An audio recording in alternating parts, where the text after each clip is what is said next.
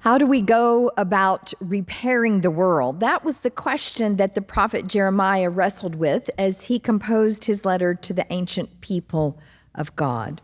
But it's our modern question today as well, and our calling. And so we continue our sermon series on the book of Jeremiah. And today we read from Jeremiah 29. Listen for the advice he writes in this letter. These are the words of the letter that the prophet Jeremiah sent from Jerusalem to the remaining elders among the exiles, and to the priests, the prophets, and all the people whom Nebuchadnezzar had taken into exile from Jerusalem to Babylon. This was after King Jeconiah and the queen mother, the court officials, the leaders of Judah and Jerusalem, the artisans and the smiths had departed from Jerusalem. The letter was sent by the hand of Elasah, son of Shaphan, and Gemari, son of Hilkiah, whom King Zedekiah of Judah sent to Babylon to King Nebuchadnezzar of Babylon. It said, "Thus says the Lord of hosts, the God of Israel, to all the exiles whom I have sent into exile from Jerusalem to Babylon.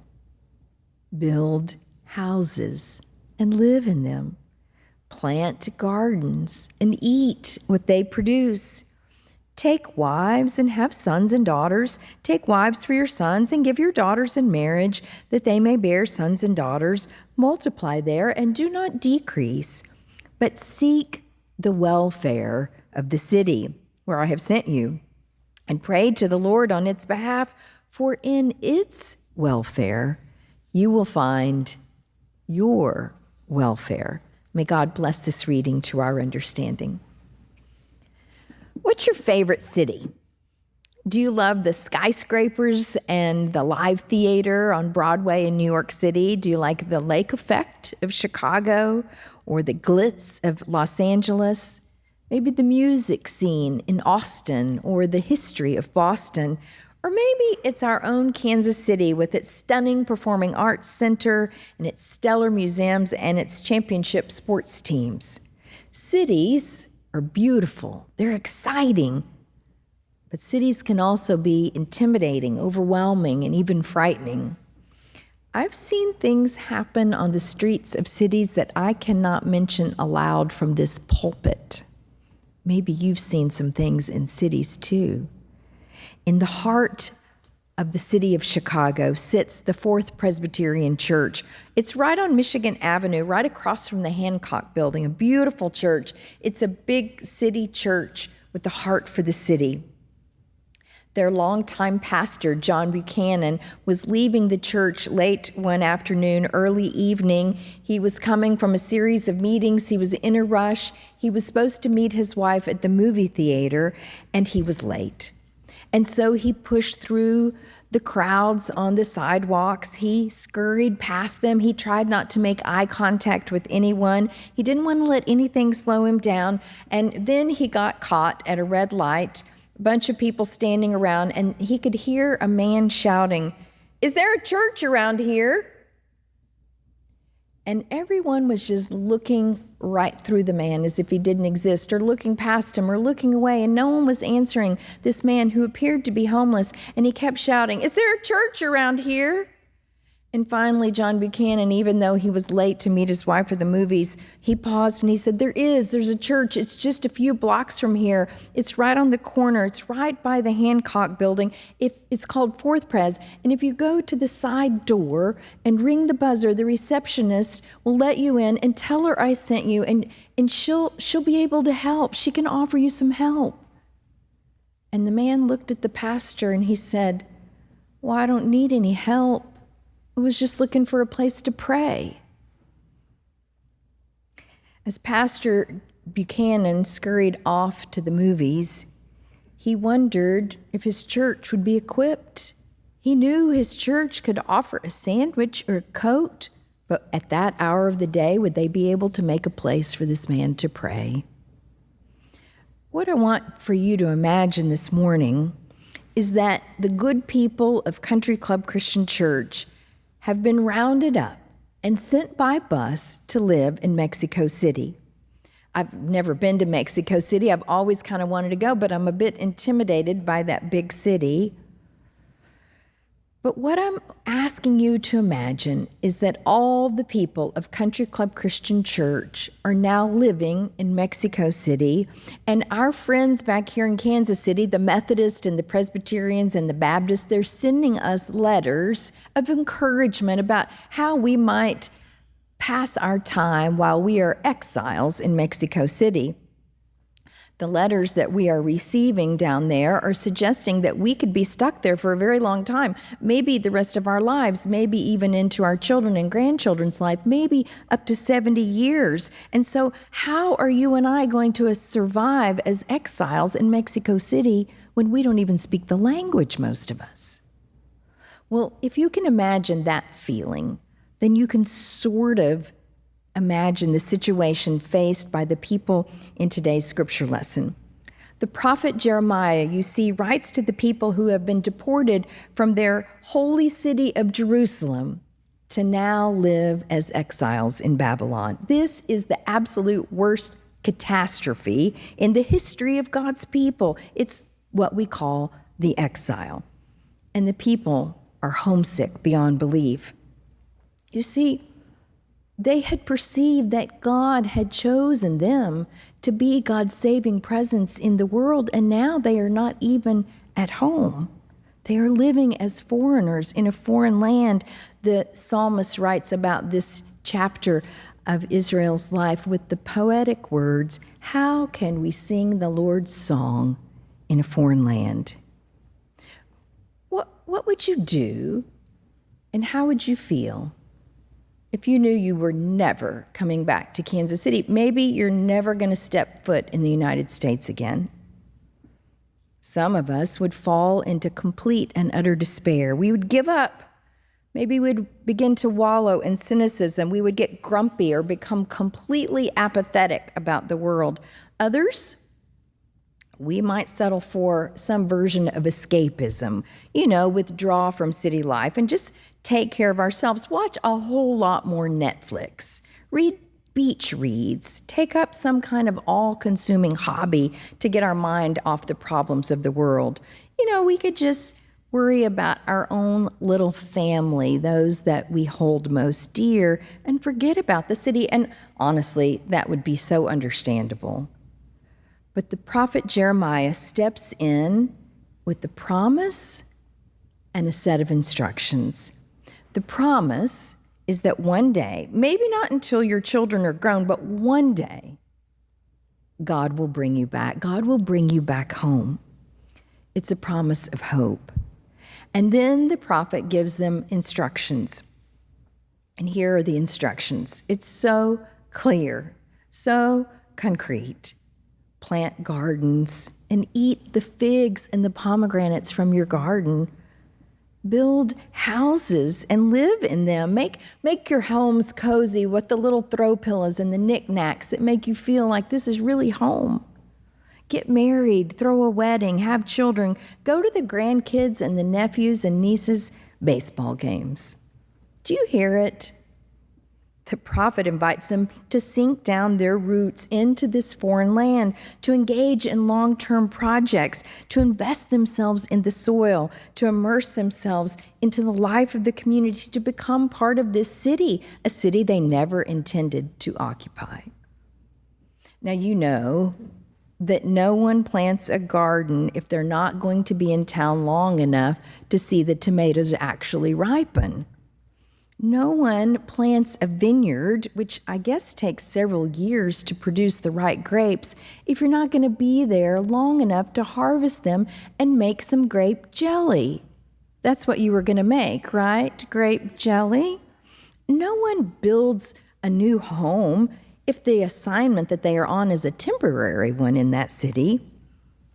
Jeremiah advises God's people to engage in practices that are joyful and delightful. Build homes, host weddings, plant gardens, enjoy the beautiful harvest on the table, even though you're living in the city you never wanted to be in, Babylon.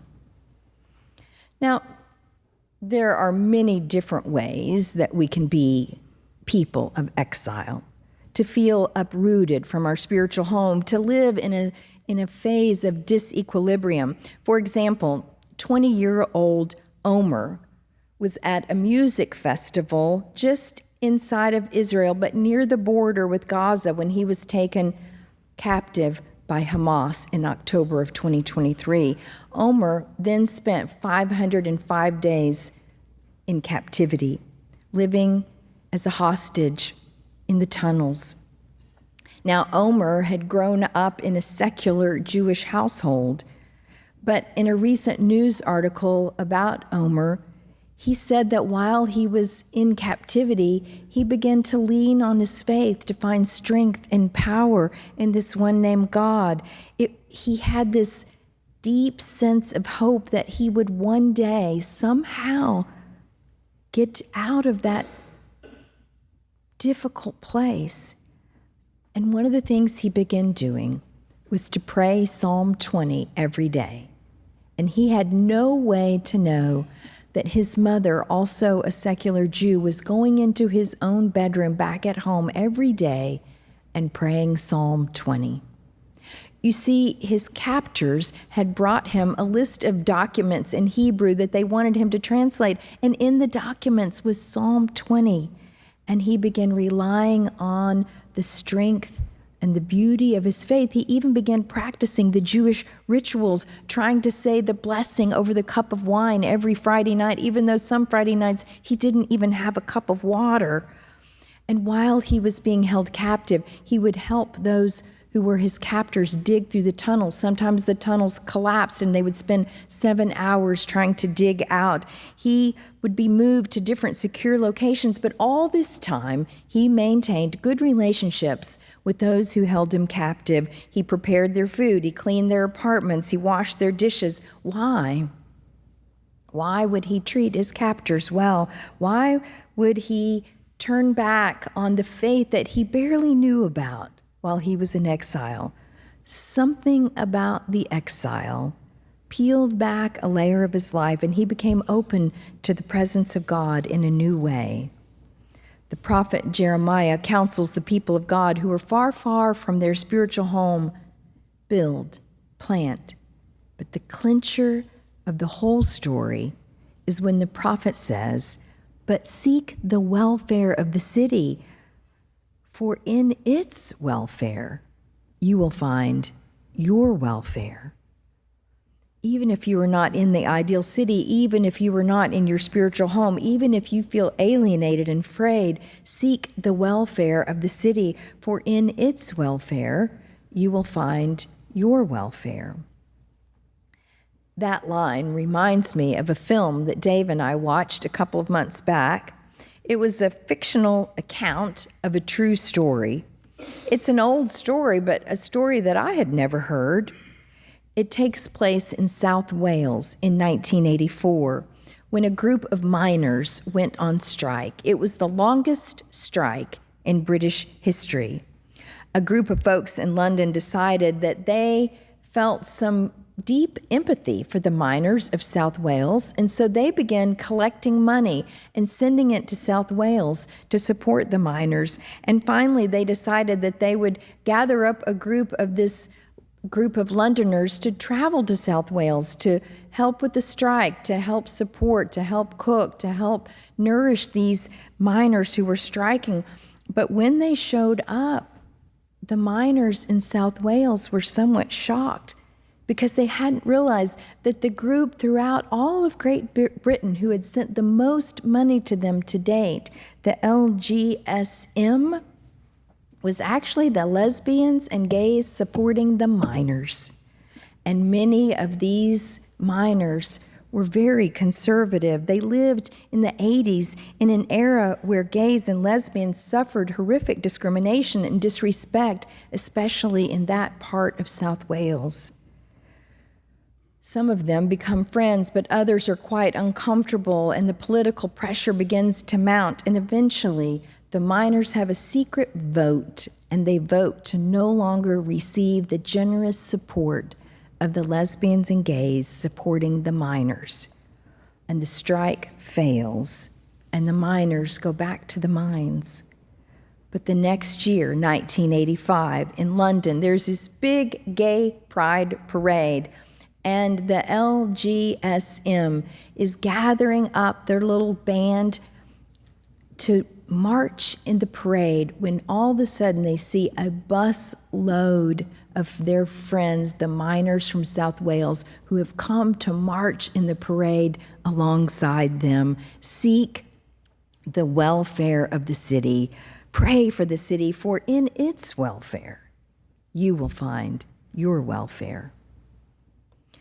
Father Gregory Boyle started working in Los Angeles with young men, teenagers who were involved in gangs. This was in the early 80s, and Father Boyle did this for some 20 years. Every evening, he would go and visit each of the 8 gangs before he went to sleep at night. He got to know them by name. He became their pastor. He did the funerals for hundreds of these gang members. He tried to discern how could he empower them, how could he share God's love with these men who were desperate for love and for life. And in a recent podcast, he reflects back over his time in the city working with those gang members, and he said, "You don't go to the margins to make a difference.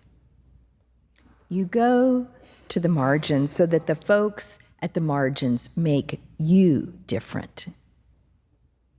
He found that by sharing his life with these teenagers, he too was changed. For in the welfare of the city, you will find your welfare.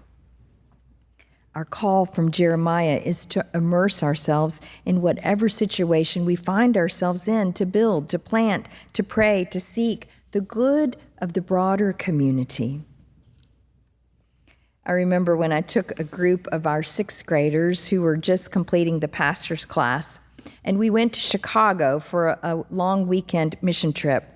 We worked in the heart of the city, and we were sent to the Cabrini Green Housing Project, where we were going to help build a community garden. They had leveled part of the housing project, and they had this great big vacant lot where they were planting these gardens that the community could participate in.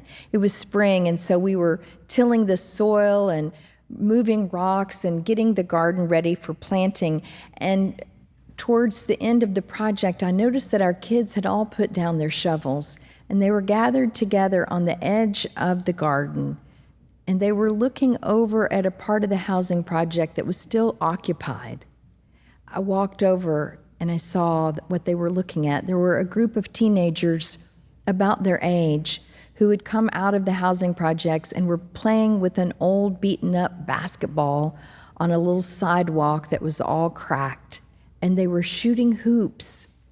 But the basketball net was a red milk carton, a crate, that they had tied up against a light pole so that they could shoot hoops.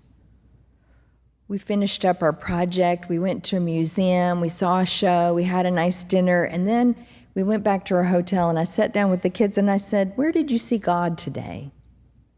And every kid said, "In the red milk crate that those kids were shooting hoops into." Seek the welfare of the city, for in its welfare you will find your welfare. Outside of this sanctuary, there's a city, Kansas City. Anybody know where you can find a church?